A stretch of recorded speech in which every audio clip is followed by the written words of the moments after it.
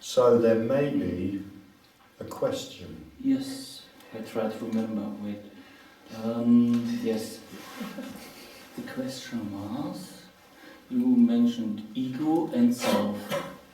What is the difference? Is there any difference? And additional, what means in this consciousness? Consciousness. Let's stay with ego and self then. Okay. Then come to, if you like. I mean, obviously in a way it simply depends on how we use words. Takže otázka je,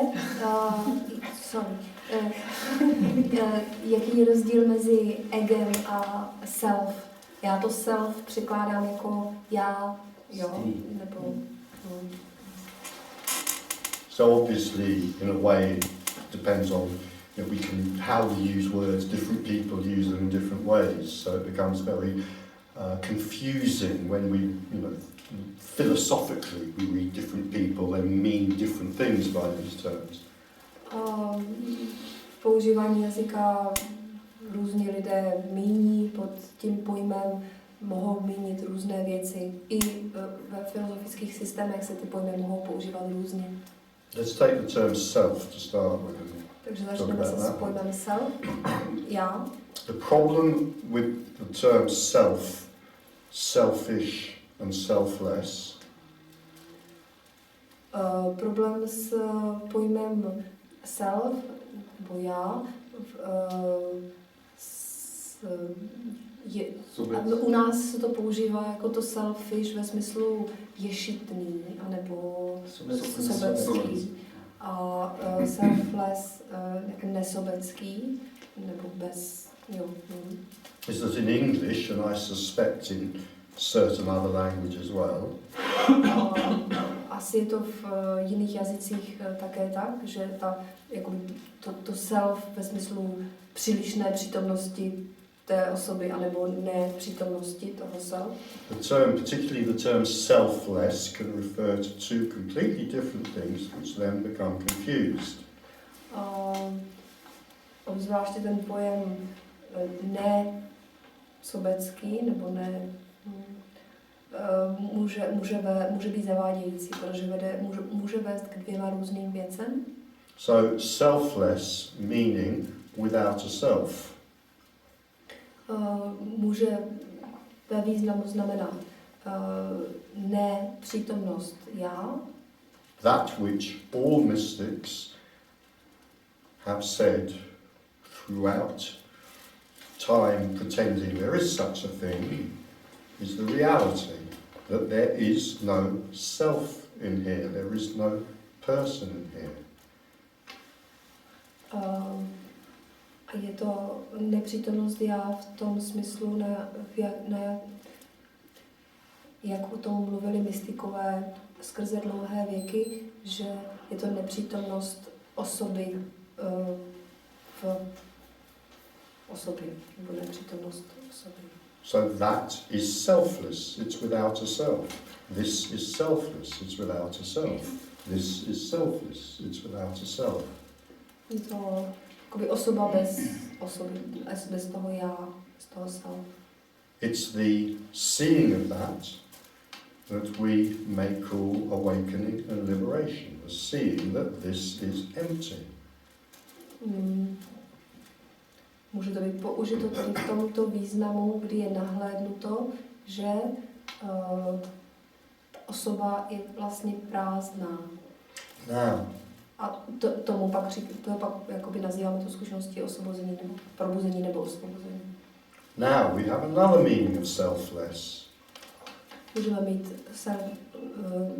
to nesobecký nebo bez přítomnosti já v jiném významu. Which is the opposite of selfish. Který je opakem toho sobecký. To behave selfishly, to behave in my own interests. To je to asi, jak já jsem to používala. V češtině já se to jakoby nevím, jak je ten jiný pojem, ale prostě nesobecký právě v tomhle významu, že nemyslí sám na sebe. To behave selflessly, to subordinate my selfish interests to the interests of other people. To znamená člověk, který jedná v zájmu těch druhých. Now, unfortunately, we have a situation which can create an incredible game of confusion. Z toho může povstat mnoho zmatku. And books of theology and philosophy 100 kilometers high. Můžou být o tom dlouhá filozofická pojednání a knihy. Because now these two meanings get somehow merged without us noticing it. Protože někdy se ty pojmy mohou smísit nebo zaměnit. And now we have a path. A máme tady cestu. We have the path of becoming selfless, as in the opposite of selfish. A může se to postavit jako cesta stávání se právě tím nesobeckým jako opakem sobeckého. So by becoming selfless, as in putting aside our selfish preoccupations, takže pak, když se stáváme nesobeckým v tom smyslu, že klademe na stranu nebo upozadíme vlastní zájmy oproti zájmu druhý. we will become selfless, as in seeing that the self is empty. Staneme se, nebo povede to k tomu, že prohlédneme skrze tu osobu a uvidíme, že to self tam není, že je to jakoby, že jsme prázdní od toho self, od toho já. Nonsense. A to je ale asi hloupost. There's no evidence that where liberation is seen, the individual who is seeing it is any more selfish or any less selfish or any more selfless or any less selfless in that sense than the average, whatever the average is. Ale není žádný důkaz o tom, že to osvobození přijde pro člověka, který je více nebo méně sobecký nebo nesobecký, než proměnný člověk, ať už ten proměnný člověk znamená jakoukoliv. But now we have invented a wonderful path. Ale každopádně vymysleli jsme úžasnou cestu, which will particularly appeal to those of us who have low self-esteem and a masochistic nature. která bude velice přitažlivá pro ty, kteří mají nízké sebevědomí a možná nějaké masochistické tendence. Now, considering that we come from a 2,000-year-old Judeo-Christian history, Když vezmeme v potaz, že máme za sebou 2000 let historie křesťansko-židovské tradice, most of us are likely to have low self-esteem and a somewhat masochistic personality. je pravděpodobné, že mnoho z nás bude mít nízké sebevědomí a masochistické tendence. Unless you have a psychopathic nature, A, nebo se může stát, že byste měli psychopatickou povahu. it's very difficult to avoid the Judeo-Christian influence. Je prostě těžké vyhnout se vlivu té křesťansko-židovské tradice. Sin and guilt a mile high. Hřích, vina,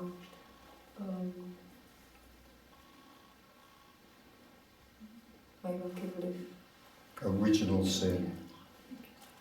You are sinful merely by the fact that you were born. Ten původní hřích, jako bychom byli všichni vinni už jenom tím, že jsme se narodili.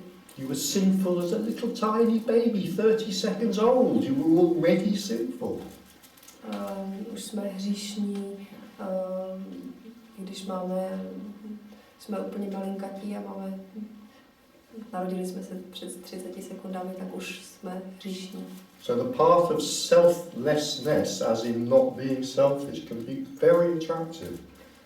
Takže s tímhle pozadím, s touhle historií, ta cesta nesobeckosti může být velice přitažlivá. precisely to the people it is most unhealthy for. A právě pro lidi, pro které to vlastně je zcela nezdravé. A lot of people could probably experience much greater psychological health if they learn to be a bit more selfish. Možná, že psychologicky by právě tihle lidé měli daleko větší prospěch z toho, kdyby se učili být více sobečtí. So we have Opus Dei. So we have Opus Dei. You're not going to translate that. Opus Dei. Opus Dei. It's a sadomasochistic Christian sect. Sekta. It's a sect. They wear the spiked garter, they flagellate themselves. So that's selflessness. So lack of not being selfish has nothing to do with seeing that there is no self. Nesobeskost ve smyslu malé přítomnosti já, jako opaku té sobeckosti, nemá nic společného s prohlédnutím, že tady žádné já není. Ego is the other word. Druhé slovo je ego. People use it in many different ways. Lidé to používají v různých významech. I mean, the simplest thing to say, ego is simply the I sense. It's simply the sense of I exist. Ego asi nejsnadněji, jak to dá říct, je, že je pocit toho, že existuje moje já. So now the same confusion can arise as before. Může postat stejný zmatek jako předtím. Because we also use egotism to mean, again, selfishness, thinking too much of myself. Že používáme ten pojem egoismus ve smyslu sobeckosti, je to podobné jako. So to get rid of my ego, my sense of I as an existent being. Takže zbavit se svého egoismu ve smyslu toho pocitu, že já existuji. I must get rid of my egotism or selfish thoughts about myself. Prostě bychom se měli vzdát toho pocitu já existuji, toho, co jakoby sebou nese pojem egoismus nebo sobeckost. Exactly the same confusion as the other one, so I won't go on about it. Je to totéž, co předtím. It is not necessary to become less egotistical in order to see that there is no ego. Není potřeba se stát méně egoistickým proto, abychom prohlédli, že žádné ego neexistuje. And if we believe there is, then we have a tendency to invite in the Spanish Inquisition. Ale pokud máme pocit, že existuje, tak možná budeme inklinovat k tomu, že budeme chtít pozvat španělskou inkvizici. So was there a question in there about consciousness as well? Or do we need to do that? I forgot. Yeah. The best questions are the ones that are forgotten before they're even asked.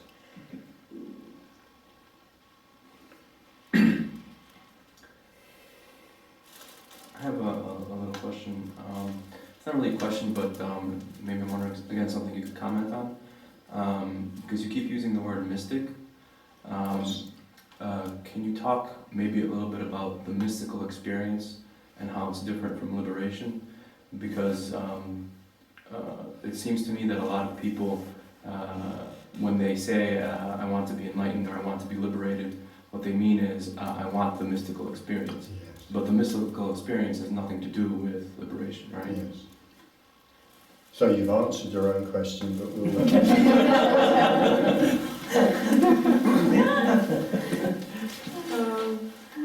Teď často používám slovo mystik nebo mystikové a tak ta otázka je o tom, jestli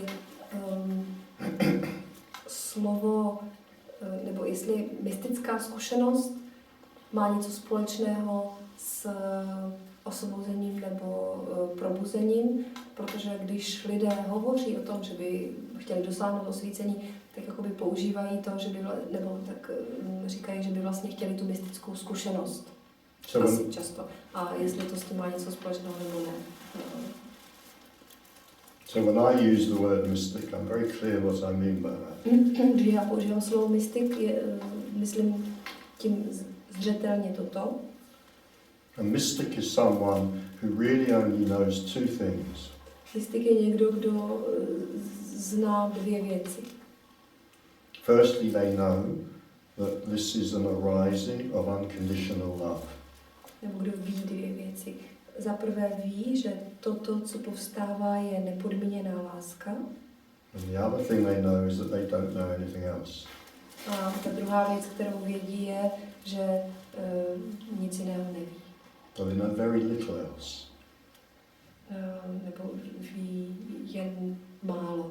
See, this is known.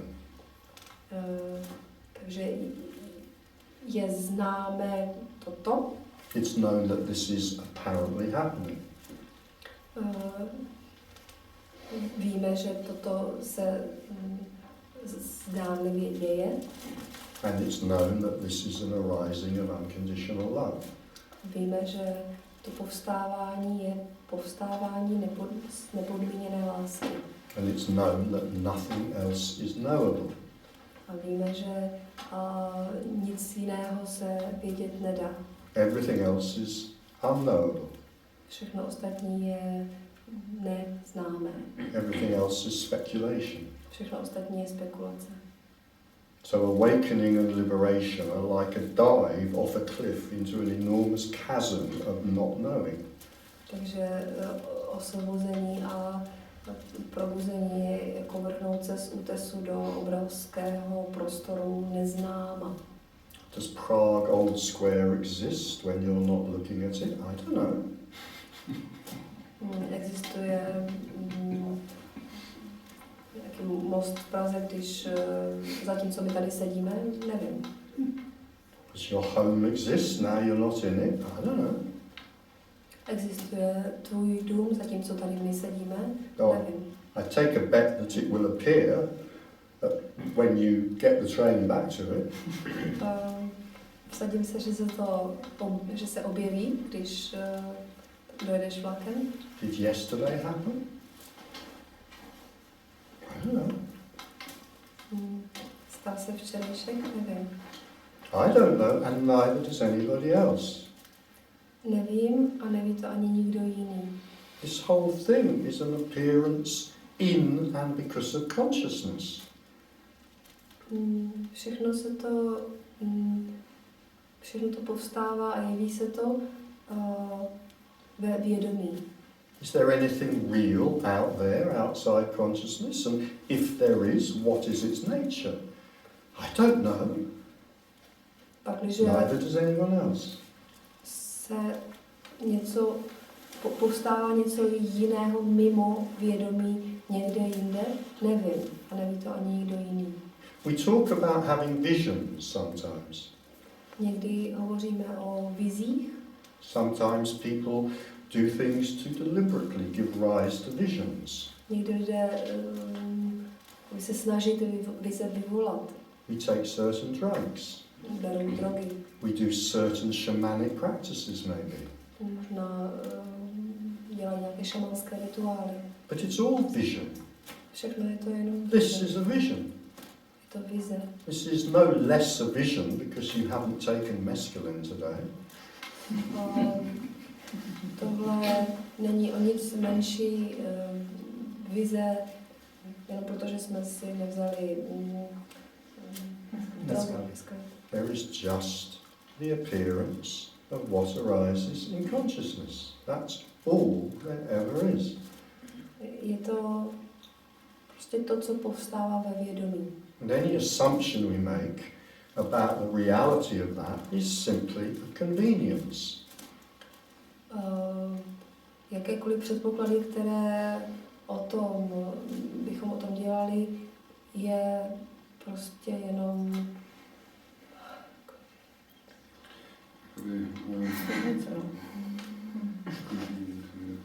Konvence by nefungovala. It's just practical. It works.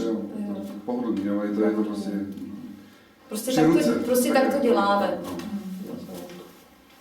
I mean, at the moment, there's an assumption here that there's something called next Monday.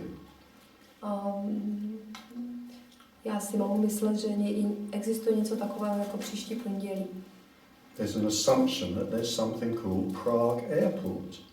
Mohou mít předpoklad toho, že existuje něco jako letiště v Praze. And there's a plane will fly from Prague Airport to London Heathrow with this on it.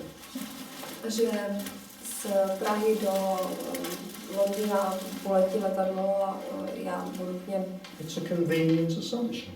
Je to prostě předpoklad, který je běžný. It seems to work. Vypadá, že to funguje, tak to tak používáme, tyhle předpoklady. If it stops seeming to work, Když by to fungovat přestalo, then this will probably be admitted to a psychiatric hospital. tak možná by se tohle odebralo do psychiatrické léčebny. Because that's what tends to happen when this convenience starts to fall apart for an individual. Protože když tyhle ty předpoklady pro osobu přestanou fungovat, jakoby se rozpadnou, nedrží pohromadě, tak je to nepohodlné. I have absolutely no idea what the question was now. The comment you made about it. All I can remember is you answered your own question. It was about mystics. Okay, so for me, that's very clear. A mystic is someone who knows that this is an arising of unconditional love, and they also know that they don't know anything else. Ještě opakuji to, co mystik je ten, kdo vidí, že toto je povstávání nepodmíněné lásky a nic jiného není známo. But as you said yourself, there is also this mysticism that consists of esoteric knowledge. Ale, jak jsi zmínil, existuje ta celá oblast mystiky, která zahrnuje esoterické znalosti. The Kabbalah mystics. Mystika Kabaly. The Tantric mystics. Tantra. The Sufi mystics. Sufismus. Which is all just part of the great pattern of colour and sound. Je to všechno součástí velké té vší barevnosti a zvuků, hry zvuků a barev. A tale of sound and fury told by an idiot, as our greatest English writer said. Příběh velkého blázna, jak říká jeden známý autorský, anglický autor. How does that quote end? A tale of sound and fury told by an idiot, signifying nothing. Isn't that beautiful? It's all there in that one line from Shakespeare. Shakespeare, je to věta se Shakespearea a já, protože tu větu neznám dobře, tak to určitě nepřevezmu. Would you say it just word by word, because I'm completely lost, I can't translate it, with the whole thing, because... A tale of sound and fury told by... Příběh zvuku a vášně, nebo... Vášně, told by... An idiot. Který vypovídá blázen. Signifying nothing. Který nic neznamená. I remember on my last visit, one of your terrors was I'd start quoting Shakespeare. I'm sorry, I just couldn't resist that line. It's just so apposite. Yeah, it's fine. Yeah. So, we have mystical esoterica. Mystickou ezoteriku. We can spend our life in the Kabbalah, in mystical esoterica, in numerology, for example, in hermeneutics, whatever we want. It's our universe. We can have whatever we want in it. If we want hermeneutics, we can have it. You know, if we want Kabbalah mysteries, we can have it. It's our universe. Můžeme strávit celý život studiem kabaly nebo studiem numerologie. Je to náš vesmír a můžeme v něm mít cokoliv si přejeme. If we think that has any more meaning than going to the pub or going to the horse races, we are making an error. Takže si myslíme, že to má větší význam, než to, když jdeme na procházku do parku nebo na konský dostihy, tak děláme chybu. So would you say that the error is not any particular way that we live life? It's believing that one way is somehow different or superior or worse than another, right? Yes, or will give rise to, particularly with spiritual esoterica, that it is moving us towards something called enlightenment, which is usually considered to be personal enlightenment, something that I can have, I can earn, I can gain, like a degree, like the ultimate postgraduate degree. Že ta chyba není ve způsobu života, jakým žijeme, ale v tom, že si myslíme, že něco je lepší než něco jiného, že jít spirituální cestou a dosáhnout toho štemplu osvícení je, že se tím někam dostaneme, že to je něco lepšího. But in a way, what's so wonderful is that, you know, we each live in our own absolutely unique universe. Co je úžasného, je, že každý žijeme ve svém vlastním vesmíru. If we want a lady who sees angels, who tell her what we're thinking, we can have that. Protože chceme, by nám nějaká žena řekla, co si myslíme prostřednictvím anděla, který to pošeptá, tak to můžeme mít. We want to wear the spiked garter so that God will forgive us for being sinful little babies. We can have that. Have what we want. Where was the beginning with the sin? If you want to... Oh, I can't remember the sin. Je tam něco s tím hříchem, že když chceme jako se zbavit toho hříchu, který tam máme už jako malé miminko, takže taky můžeme něco se zbavit těch hříchů. I'm sure, I think on my last visit to Prague, if you were here, I talked about the heretical braces. The heretical braces of the Amish people. Braces on? Anyone wearing braces? Keep your trousers. Those. Schlep. No? Oh, well, forget it. It's just an example of what you can have in your universe. You know the Amish people in America? Bude zřejmě nějaký příběh o šlých lidé z Ameriky. They live a very religious life in a very old-fashioned way. Kteří žijí velice tradiční, přísný náboženský život. For example, they don't have zips because zips were invented by the devil. V jejich pravidlech, v jejich pojetí světa jako smějí používat zipy, protože zip je vynález ďábla. But fortunately, for modesty's sake, they do have buttons. Ale knoflíky jsou povoleny. And they keep their trousers up with braces. What could be more sensible? Prostě kalhoty si drží nahoře pomocí šlí. And different Amish families are at war with each other, literally at war. Různé rodiny mezi sebou bojují. They believe so much in the peace of God and the love of God that sometimes they are killing each other over this. natolik věří v míruplnost a láskyplnost Boží, že se kvůli tomu dokáží i zabít. It's about how God, this is not a joke, it's actually very sad, it's very tragic really, this is not a joke.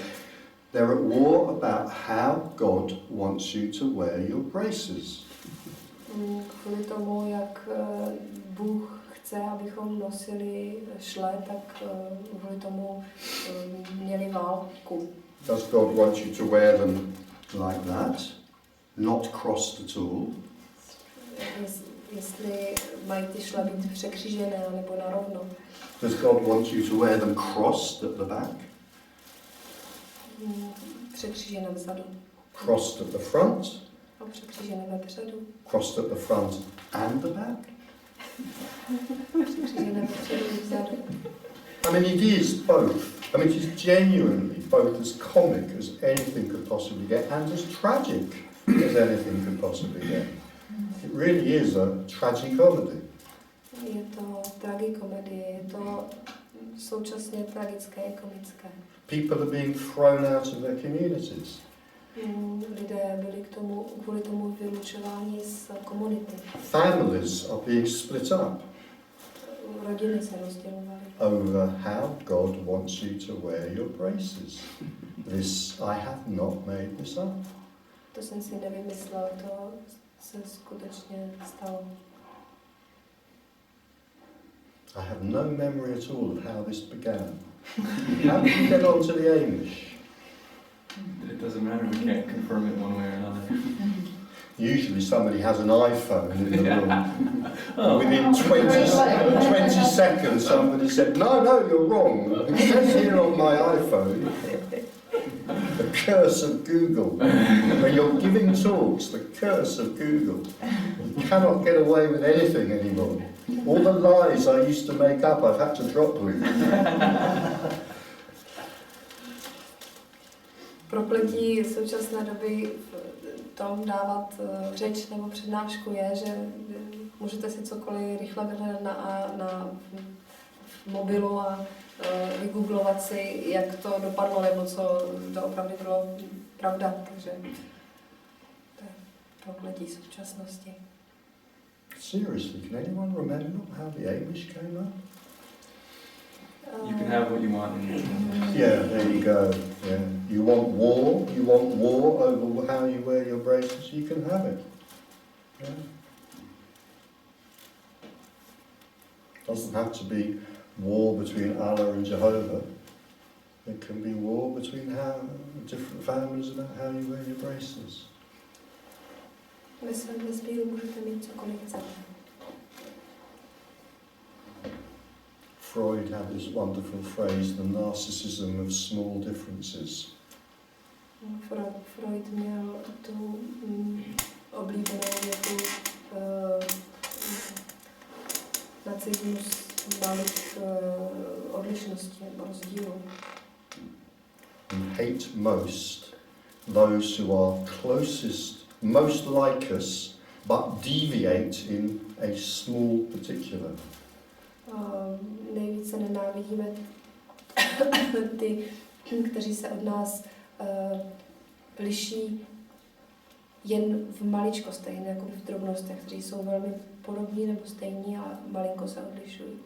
So religious wars can start over how we wear our braces.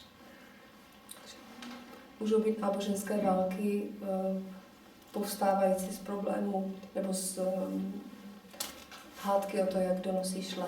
There's a very famous writer in English called Dean Swift. You may know him, Gulliver's Travels. It's 18th century writer. V 18. století byl autor anglický, známý. He writes about this civilization which is broken into two warring factions called the Big Enders and the Little Enders. Píše o tom, jak se začala válka a jsou nějaké dvě rozdělení na malé a velké enders. Nekonečný, ale No, na dvě skupiny, vlastně velký a malý. They've been at war with each other for generations. The civil war's been going on for generations. Po generace mezi těmi dvěmi skupinami probíhala válka. What it's about is whether you should break into your boiled egg at the big end or at the little end. Ta válka začala na tom, jestli se vajíčko má začít jíst z toho užšího nebo z toho širšího konce. Now, Dean Swift thought he was writing satire.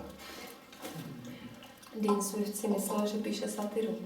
He wasn't really writing satire, he was really writing history. He just got the details slightly wrong. Instead of the big end and the little end of the boiled egg, it was the crossed braces at the back or the crossed braces at the front.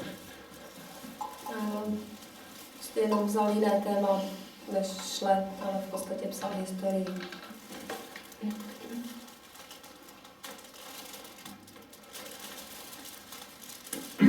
Richard, I don't know if you're familiar, but there's a comedian, George Carlin, who has a joke about a lot of the wars that humans have fought are over whose god has the bigger genitals. There you go. Your turn, Laker. Zdá se, že absurdity nikdy neskončí. Já nevím, někde se zase lidi hádali nebo prali o to, čí bůh má největší genitálie.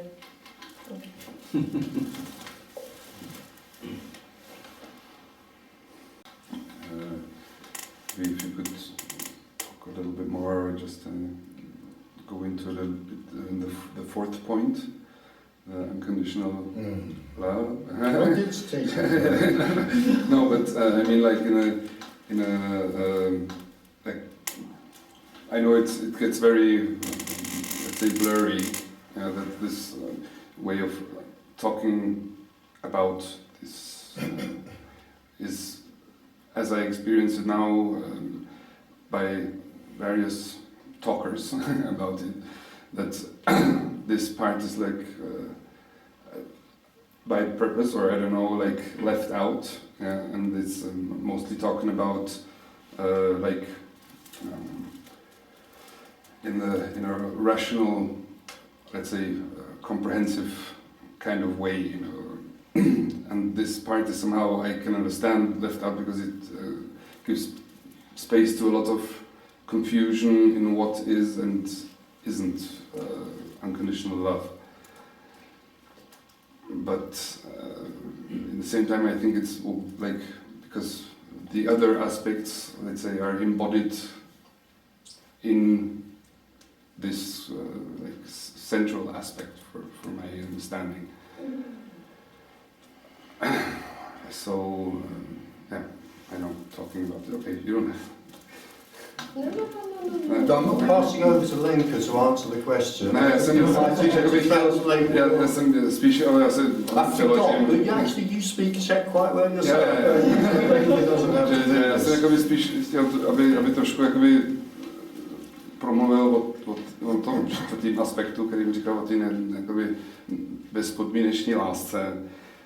Ale zároveň jakoby chápu spousta řečníků, který takhle mluví jako on, že se do toho jakoby nepouštějí, protože to otvírá velký jakoby možnosti spekulace, no, co je a co není jakoby bezpodmínečná jakoby láska. No.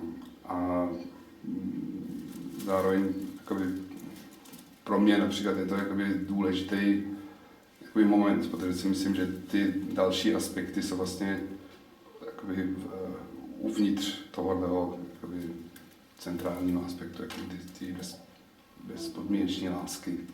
Tady. Ne, yeah. Well, I'm going to start with a traditional description of this. Takže začnu s tradičním popisem tohoto. Which may sound quite dualistic. Který může znít docela dualisticky. But I'd say that's just because of the nature of language. Ale je to jenom kvůli povaze jazyka. So I'm going to, the traditional description of this, in a way, says that oneness, non-duality, has three characteristics.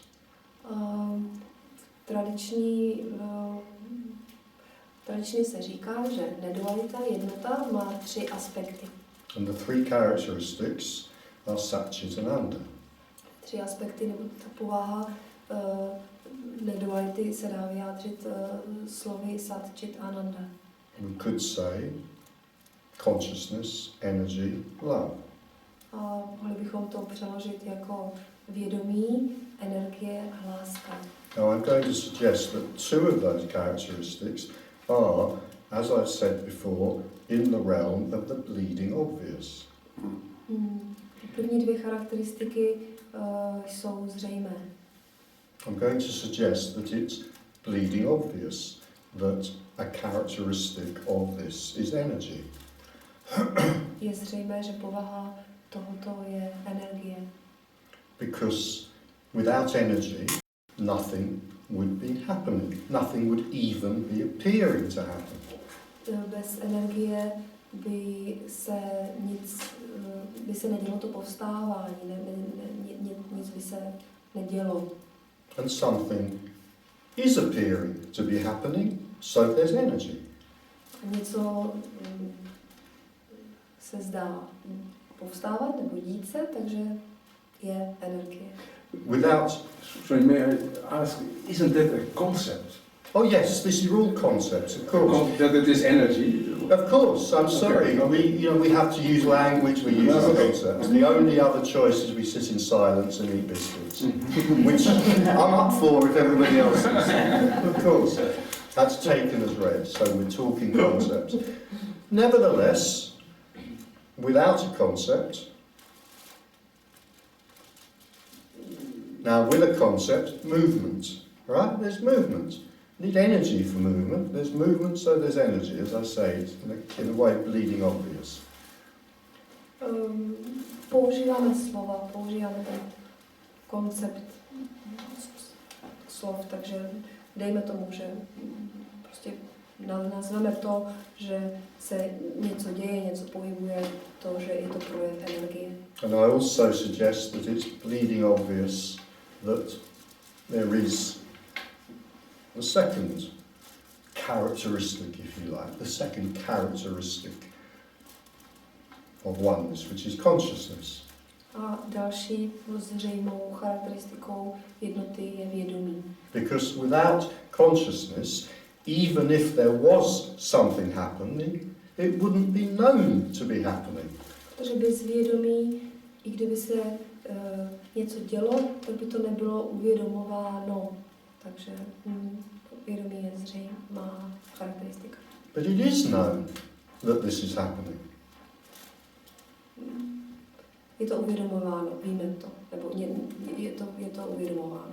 We could say that consciousness is the most obvious thing in this room. Mohli bychom říct, že možná, že vědomí je nejzřejmější v téhle místnosti.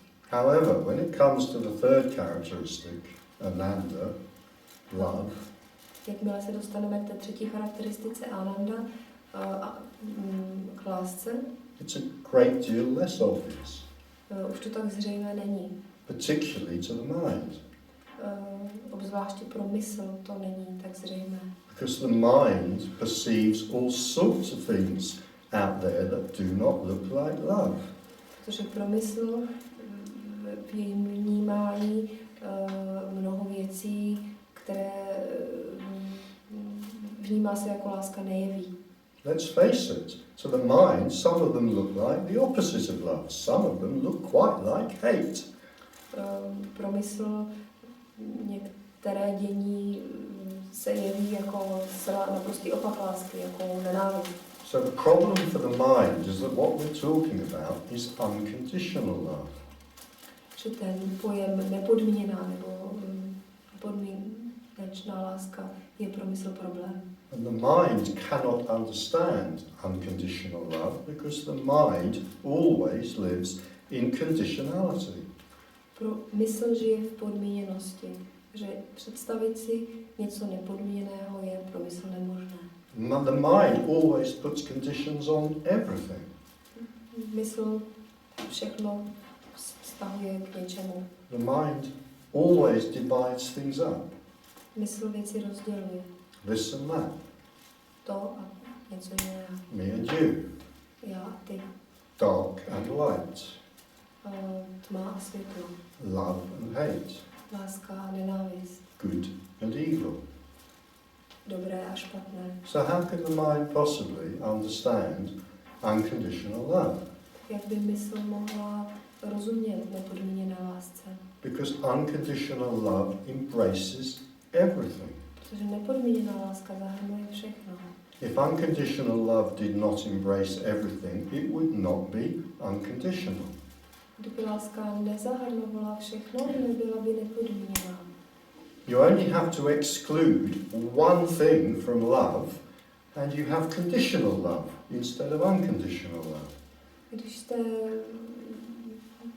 nepodmíněné lásky vydělíte byt jen jedinou věc, tak už je tam nastolen ten vztah podmíněnosti a už to nepodmíněná láska není. Just take one thing that the mind doesn't like and put it over there Dejte na stranu jedinou věc, která se mysli nelíbí. and say all the rest is love, Mějte zbytek je láska and you've got conditional love. a už máte podmíněnou lásku. It's conditional on it not being that one thing that you put over there. Je to podmíněno tou jednou věcí, kterou jste dali na stranu. So how can the mind get that unconditional love embraces everything, including everything that the mind most hates? Jak by mysl mohla pojmout nebo uchopit to, co vlastně mysl nejvíce nenávidí. So in a way, the mind always has to argue with this. Mysl se s tím vždycky bude hádat.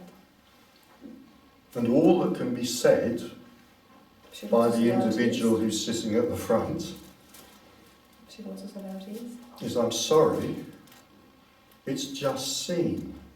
je, pardon, ale tohle je prostě jenom viděno. It's just what's seen in liberation. Je to to, co je viděno v osvobození. We talked a little bit earlier about awakening and liberation. Mluvili jsme dříve o probuzení a osvobození. And something we didn't talk about, which I just mentioned now, A to, co jsme nezmínili, is that, and maybe we might talk about it more after the next tea break, a můžeme o tom možná mluvit po další pauze, if we want to, is that in awakening, the emptiness of everything is seen. že v probuzení je nahlédnuta prázdnota všeho. And the Buddhists are really good at describing this. Buddhisté jsou v tom dobří, v popisu tohoto. But in liberation, the fullness of everything is seen. Ale v osvobození je nahlédnuta plnost všeho. And actually, the Buddhists are pretty good at describing that as well. Buddhisté jsou v tom popisu dobří. What's that fullness consist of that's seen not in awakening, but in liberation? V čem spočívá ta plnost, která je nahlédnuta v osvobození, ale nikoli v probuzení? The fullness is unconditional love. In liberation, it's seen that although there is emptiness, there is also fullness, and that fullness consists of unconditional love. And that's what really brings an end to searching. Že v osvobození je nahlédnuto, že je přítomna prázdnota i plnost, a ta plnost sebou nese tu nepodmíněnou lásku. How can there be anything to search for when it's seen that it's all unconditional love? A proto to znamená konec všeho hledání, protože co bychom ještě chtěli hledat, když vidíme, že tohle je nepodmíněná láska. But how can the mind possibly get that with its habit of dividing everything up? Ale jak by mohla mysl tohleto pojmout, když základní funkci nebo fungování mysli je všechno rozdělovat? In the end, the mind just gives up. Nakonec to mysl vzdá. It sees it can't get anywhere with this, Vidí, že se takhle nikam nedostane. so it just kind of gives up. Takže prostě to vzdá.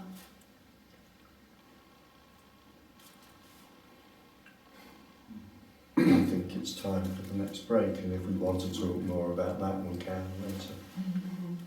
Budeme o tom